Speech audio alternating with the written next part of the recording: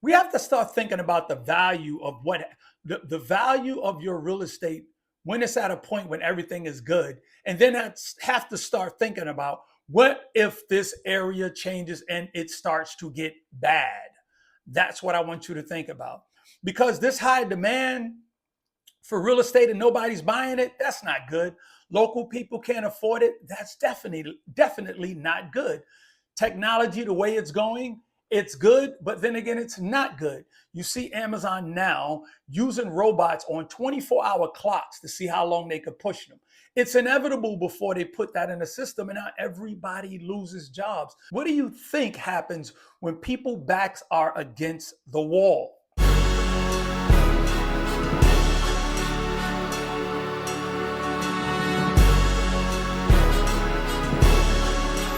I want to welcome you all to the eye of the storm. Now, I'm not exaggerating when I tell you this.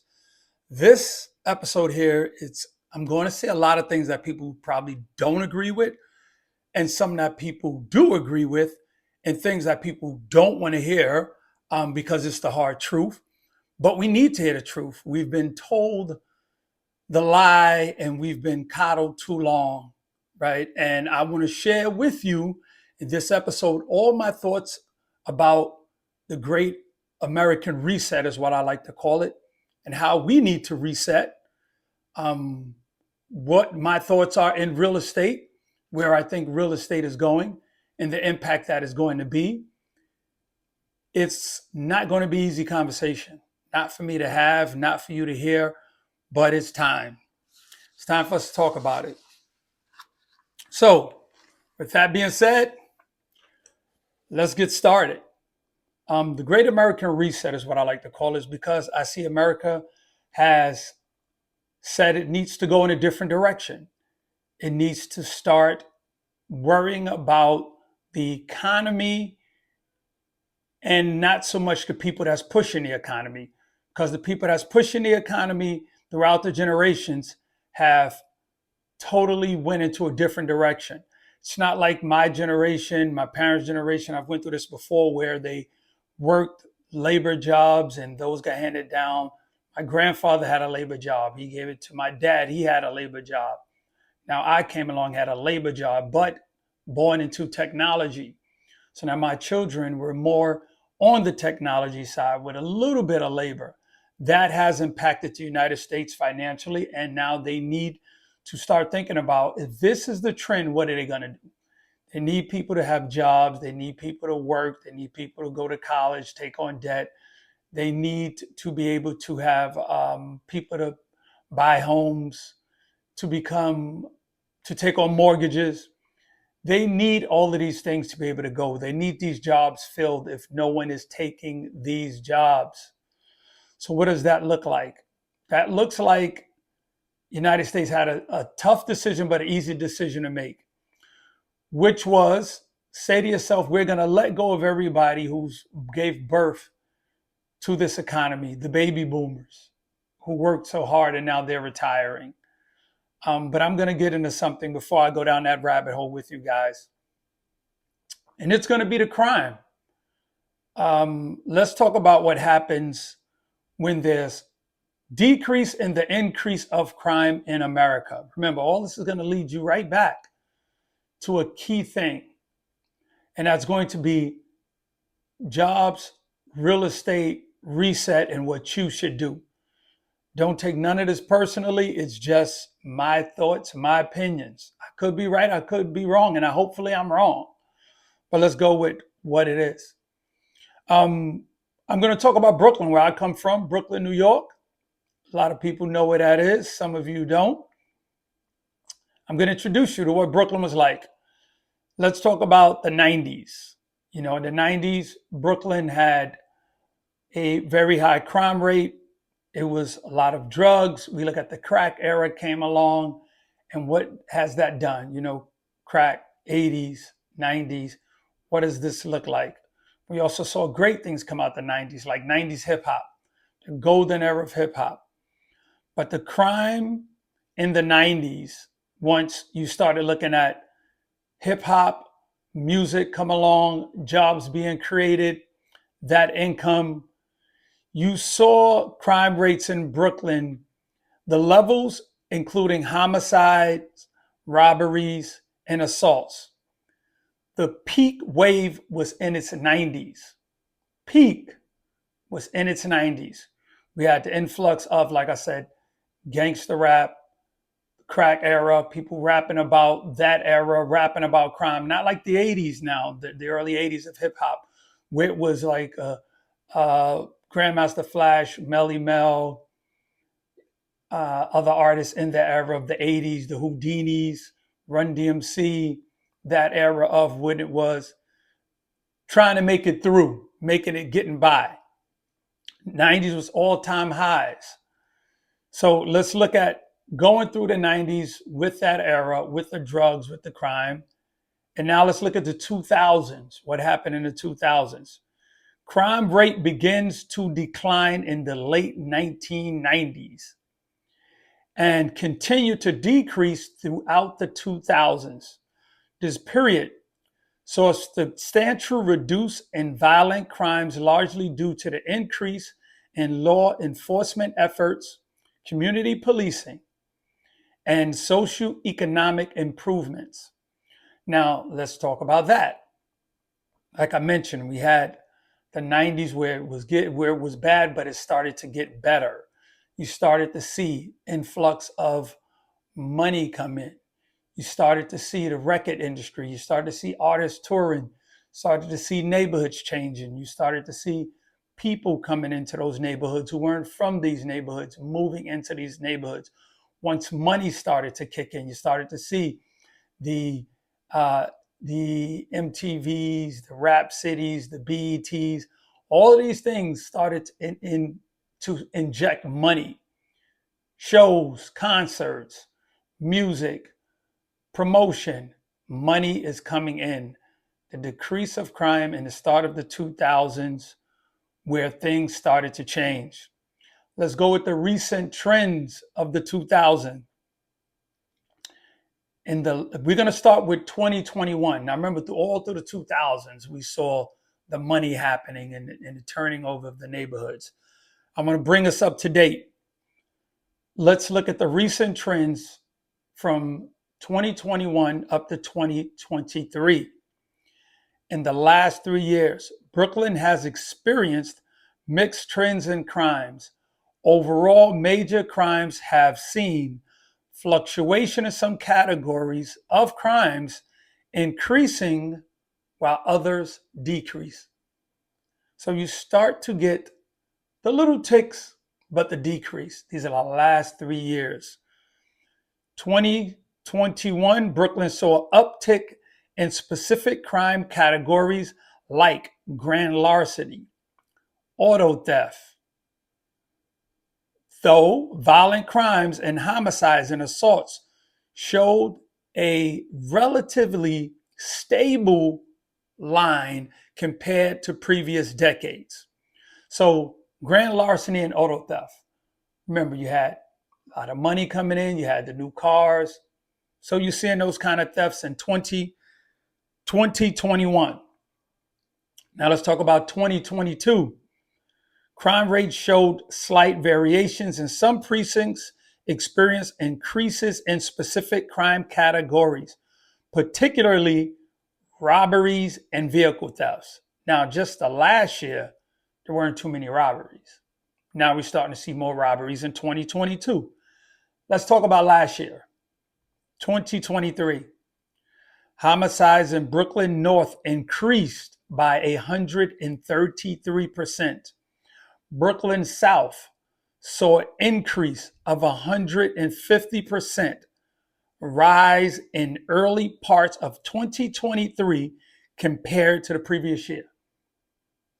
Listen to those numbers, y'all. We had an increase of 122% and an increase of 130% just from 22 to 23. Certain areas reported significant increase of grand larceny, auto thefts, homicide, which precincts saw a reduction in crimes of assault and robbery just the year before. 2023, things started to change. These numbers all mean something Because when you start thinking about people that moved into these areas of Brooklyn, when the crime was down and it was low, they were buying these houses, real estate went up, brownstones went up. Guys know I bought my brownstone in 1999. I bought that for about $350,000. Today, that brownstone is worth 1.7 million, around that number, throughout that time. Now we're seeing crime increase. So now let's talk about a few other things. I'm staying focused on Brooklyn because I want to paint the picture for Brooklyn so you can see how this will impact every area. Job creations. When jobs are created in the area, typically leads to economic growth, increase in local spending, improvement of public services, the bus, the trains, community centers, then a reduction of crime. So now people have access to stable employment and resources. That was that time of the 2000s going into 2020s, all this time. Real estate values generally increase with job growth as determining as for the demand of the housing rise. Let me read that again. Real estate value generally increases with job growth as the demand for housing rise. So now you start to see the increase of people like teachers and other jobs and other companies coming in. So now these people are moving in, they're buying these houses. A lot of them are not renting, they're buying homes. So the property values start going up with more houses being bought. Stay with me. So let's now look at what happened in these areas when you start seeing the crime goes up. Crime goes up. What happened? It's because of something's going on. You start seeing job loss. So all the 2000s, everything was great. We didn't have all these high crimes happen until 2020, 21, 22, and 23. Job loss. Job loss creates a severe impact in these areas, because now people are forced to move out to find new jobs. You start seeing higher crime rates. Unemployment also starts to lead to economic hardship. It starts to lead to more property crime. I talked about the auto theft. I talked about the property theft. Starts to lead to violent crimes because people start struggling in these neighborhoods. Assaults, robberies. We saw the increase of 113% to 150% increase in Brooklyn North and South in 2023 alone. The decline in opportunities. Now that starts to lead to a population decline. People are moving out. Like I mentioned, they're looking for work. Now the economic downturn, what starts to happen? Starts to lead to property values decreasing. We're not seeing that yet. But that doesn't mean it's not going to happen. So now most of these properties, once people start moving, that leads to vacant properties. But people are moving. People are leaving. I'm going to get more into that too.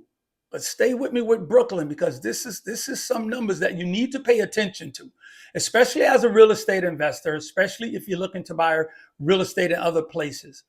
Brooklyn is just an example of what's going on in other places. Now let's look at the prediction of job loss, because all of this is going to play into it. Due to technology advancement, the projection of significant job loss and its impact, with estimates suggesting up to about 3 million jobs could be lost in 2030. Now that's only 6 years away. 6 years away, 3 million jobs could be lost. Now, where would these jobs be? It's not going to be out in the rural areas. These are going to be people where it's mostly dense to go work in these areas of downtown and all these other locations. These jobs are fear it being lost. So let me go over that number again now.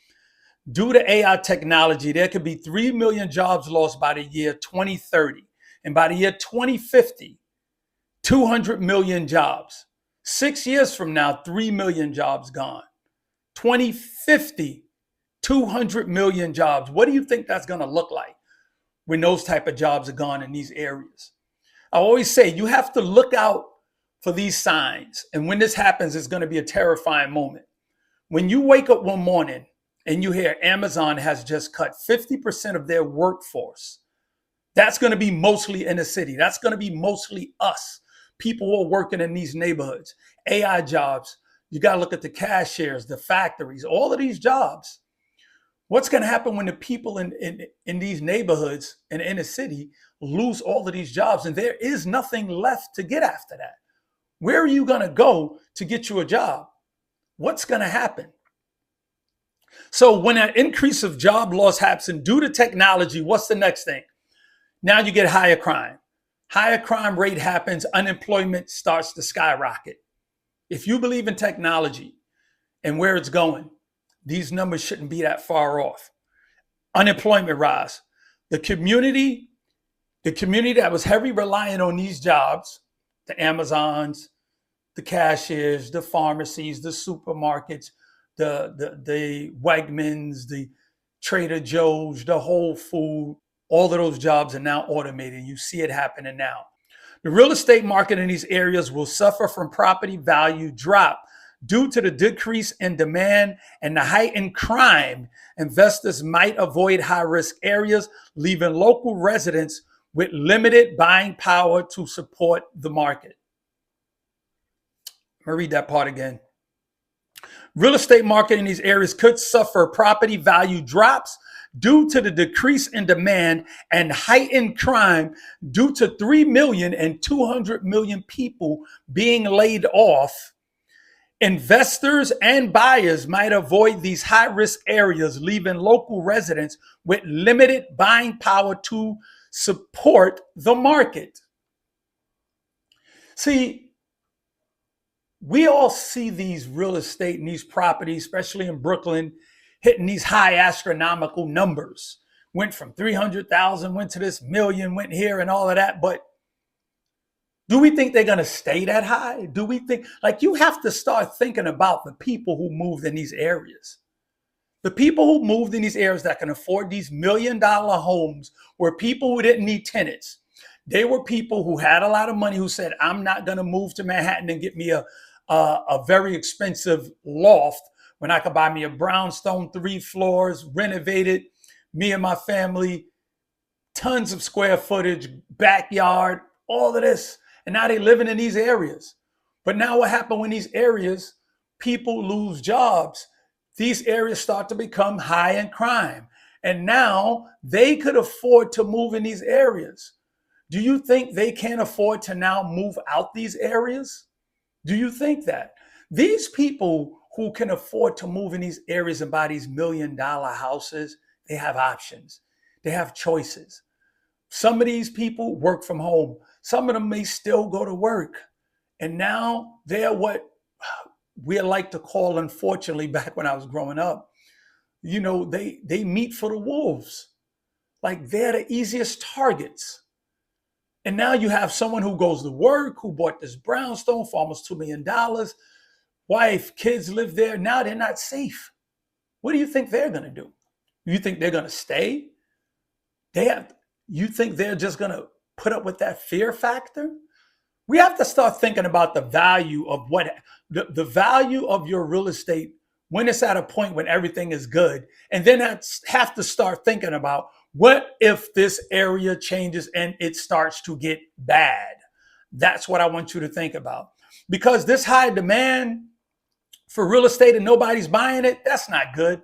Local people can't afford it. That's definitely not good. Technology, the way it's going, it's good, but then again, it's not good. You see Amazon now using robots on 24-hour clocks to see how long they could push them. It's inevitable before they put that in the system, and now everybody loses jobs. Do you think these same areas that we all live in, Bed-Stuy, Brownsville, Crown Heights, Brooklyn Heights, all these areas are going to be the same when most of these people who live in these areas, Williamsburg, who also live in these areas, now lose those jobs? They can't afford to eat. They can't afford to work from home. Companies laying them off. What do you think is going to happen? What do you think happens when people's backs are against the wall? So those statistics I gave you with the job loss are very real and possible. So here's where my brain was at, thinking about all of these things. And I said, I'm going to make the conscious decision to say, I'm going to sell my brownstone at the 1.6, 1.7 million because it's not guaranteed 10 years from now that the area will still be the same based on what's happening with jobs, what's going on in the area. So now, what if I don't? Let's just say I don't. Let's just say I don't sell it. Nobody sells. Job loss happen. People can't afford it. People are moving out. People can afford these properties. Now they're like, nope, I'm going to sell my house now. Well, it's going to be too late. The crime is going to be too high. Who are you going to sell it to when the people that were buying these $1 million brownstones had an option to live there or live somewhere else? See, people tend to not think this far ahead because they think the getting is good is always going to be good. It's not always going to be good. You have to say to yourself, when is my right time to maximize the returns on my asset and get up and go? And that's really where my brain is at. Why would I take the chance? Why would I take the chance? If I feel like the atmosphere and the climate is changing with everything, to keep my property just to find out, oh, I was right. Now everybody is moving out. There's a mass exodus out of Bed-Stuy because the job lost, and now crime rate has went up. And now I just told you about 2 precincts that's up 130, 150% in Brooklyn alone. Do you think it's not happening right now? Do we really think that? This, as of 2023, 5.4 million Americans left the United States. And I'm just talking about what's happening in Brooklyn. 5.4 million people left to live abroad. And now that people have opportunities to work from home, why wouldn't you consider not living abroad to save money and to have a better quality of life? Once all these things come into play, it's like the train has already left the station. There's no way to stop this. There's no way to stop it. So for me, it's just a matter of looking at it and thinking about, look at your children. Look at the cost of housing now. Your children can't afford none of these properties at an average salary job, even a high paying job. Most of them can't afford these properties. So what's happening? They're causing this effect for your child to literally say, I can't do it here. Let me get an education. Let me go somewhere else. Let me move. That might be abroad. So now they're not putting things in place to start saving the economy, saving America, saving the neighborhoods, because to me, it's the ultimate reset. It's like, if these things are happening, we're going to hit the reset. Kids are not doing this. They're not growing up to live here. They're not going to grow up to spend money here. They're not going to get the jobs here. They want to do other things. They want to be entrepreneurs. They want to start businesses. They want to do other things than what their parents did. You know what? We got to do what we got to do. And now that brain and that mindset is kicking in. And it's starting to reflect in a lot of Americans that live here based on the climate with the voting that's getting ready to happen. Like, the sensibility of who you should be voting for, to me, is last on my priority list. It's about me first. And about me, meaning, what does that look like for me living in my neighborhood, being there, my job? And if it doesn't work, maybe I need to consider somewhere else. Because whoever you vote for, that's a federal level of decisions, not statewide. Voting for your mayors, your governors, your senators, the judges, all that is very important. But no matter whoever was in office, I want to repeat, I always still had to go to work and do my overtime. Things could be worse, I agree. But regardless who's in office, you can't stop technology. You're not stopping crypto. You're not stopping what's going on. So I think everyone needs to take a real hardcore look at, if you do own real estate, how long is that property valuable for you before you can sell it? If you could sell it, are you holding it too long?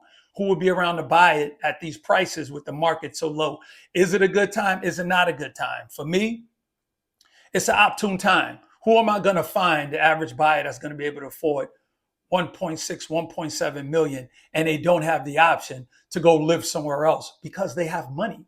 See, you don't have options when your money is limited. When somebody just says, you know what, rent's $1,100, it ain't that good, but that's what I can afford. When somebody's paying $6,000 in rent, they don't have to settle for anything. They can go, you know what, I don't even like the doorman. They're going to go to another building because they have options. Just because you've seen your house value shoot through the roof, that doesn't mean it's going to keep on going. Everything has a ceiling. Everything. Rich mansions, 30, 40 million, they're not just going to keep going to 100, 200 million. They hit a ceiling. Areas where houses were 1 million, 4 million, they hitting the ceiling. Mine, I purchased it at that price. And now for me, that ceiling is right about now. Right around that number is the sweet spot. Because if I think that my property I purchased is going to go from 350, now 1.7 to 3 million or 4 million, that means my $4 million house, the next area over where there is a $4 million house, which is a better area, that property needs to go to 8. And that means where the $8 million property is, that area needs to go to a 16. Doesn't happen like that. You need to gauge where you're at. And if you're going to live there and not move at all, fine. Get some equity out the house. Invest in some more real estate. Invest in thinking about the next thing or putting that money into the next thing that's happening with technology. My thing is I've consciously made an effort to start buying real estate abroad and to get ready to live abroad, purchasing my first properties in Thailand and Indonesia. Because I see just by numbers and just by watching the news, and I don't mean your local news, I'm talking international news, not your local news who tells you all about the local stuff that's happening, not financial information, not the world news where they're giving you detailed breakdown. I'm talking about watching some news that's giving you some insight. That news is giving me everything I need to know. You know what? These jobs are going to come in. What happens when the area loses a lot of jobs? A decline. Value, crime goes up. People move. Who am I going to be able to sell? You not need to start thinking the same way. Now I'm thinking about America as a whole. Me buying in these other countries is for what? For me to be able to say, just in case it's going in a direction that I think is going and it's not fitting for me, I have somewhere else. I need you to explore and scratch your brain. Like, you can own real estate in other countries. You can have visas and passports in other countries. You can have bank accounts in other countries. I have bank accounts in other countries. You don't have to just only say because I made money here, it should stay here. You have to start thinking about those things I mentioned. What if the banking system collapsed?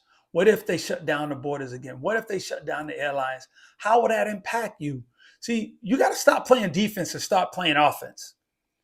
Start being prepared. For me, if you work from home, there's no reason for you not to say, I'm barely making it, or I'm saving up some money by paying this high rent, but I work from home. When you could just go somewhere else and live abroad. Millionaires and billionaires move to other countries. Countries that you may say, oh, it's so cheap to live there, this and that. But why are they going there? Healthcare is great.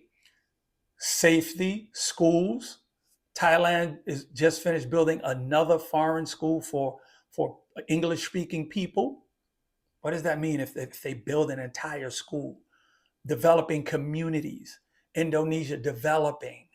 Like tons of people getting properties in the Dominican Republic. Why aren't you thinking about these things and just so content of saying, I'm going to see what's happening? I hate to say, sound dystopic, but the numbers don't lie. The numbers are telling me we're going to be heading back into a space and time where you're going to have a chance to make a lot of money and be able to control your destiny, or don't make any money and be forced to take what they give you because you didn't act out on the information. Like, we're going to be there. And you're going to have one of those stories of, oh, I could have, would have, should have. So the next time somebody asks you, why are you selling your house? Why are you looking to move abroad? Why are you looking to get another passport? Why you want to leave the country? You tell them, because I'm tired of playing I'm tired of playing defense. It's time to stop playing offense. It's time to start thinking about what looks like the next 10 years. And I'm telling you, The next election 5 years from now is going to dictate what this country is going to look like. And I don't like what I see and what I'm hearing on all sides.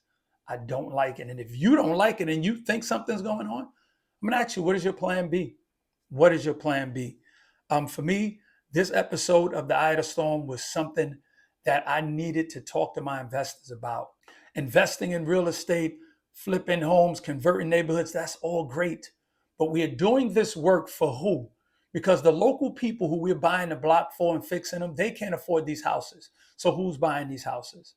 So it's great to be an investor and buy real estate, but it's even more important to have minority homeowners to hand down legacy. Where are these homeowners at? Where are the minorities? Are you selling your property back to these people who you're fixing the neighborhoods for? Or are you noticing that these FHAs are not getting approved? First-time home buyers, and are you noticing these people are not getting your properties and they're just being bought up by investors? Like, are you okay with that? I'm not mad if you are, because it's capitalism. But the thing is, by saying, well, I'm doing all this because I want to do something to my community, I want to fix, I want to do this and do that. Well, realistically, look at the numbers. Are you selling your property back at a value that the family across the street could buy it for? If the answer is no, then what are we really doing? Like, what are we really creating? Now, I'm not, believe me, like I said, I'm not knocking anybody, because I sold a lot of my properties for top dollar, and it wasn't sold to the people in the neighborhood. I know they couldn't afford it.